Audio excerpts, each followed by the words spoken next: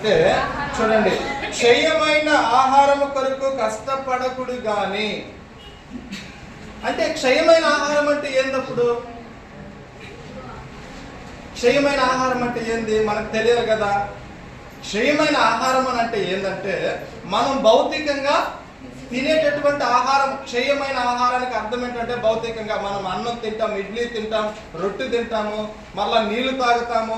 అంటే మన శరీరము పోషింపబడడానికి, మన శరీరంతో మనము బలంగా పని చేసుకోవడానికి దేవుడు మనం దేన్ని తీసుకున్నామంటే లోకంలో క్షయమైన ఆహారాన్ని తీసుకుంటున్నాం.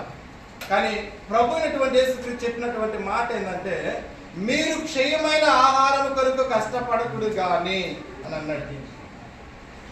ప్రభు మరి నేను దేని కొరకు ఇంకా కష్టపడాలి, దేని కొరకైనా నేను కష్టపడాలి అని మనము ఆలోచిస్తే చదవండి. నిత్య జీవము కలుగజేయు అక్షయమైన ఆహారము కొరకే కష్టపడాలన్నాడు దేవుడు. క్షయమైన ఆహారం అంటే మనం భౌతికంగా తీసుకునేటటువంటి ఆహారము.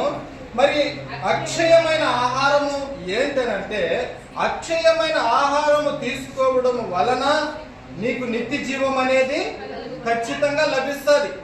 ఇప్పుడు మనం దా చెప్పాం కదా, నేను దేని కొరకు కష్టపడితే నాకు ఏమొస్తుంది అంటే, కష్టపడితే నాకు పనికి వెళ్తే డబ్బులు వస్తుంది, నేను కష్టపడి ప్రార్థన చేస్తే నా మనవి దేవుడిని నన్ను సమృద్ధిగా ఆశీర్వదిస్తాడు.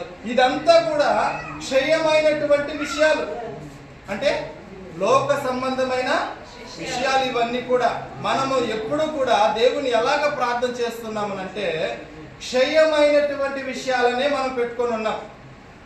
కానీ దేవుడు క్షయమైన విషయాలు, క్షయమైన ఆహారం గురించి మీరెన్నడూ మాత్రం కష్టపడబాకండి అని అన్నాడు. ఎందుకన్నాడో తెలుసా ఆయన ఆ మాట?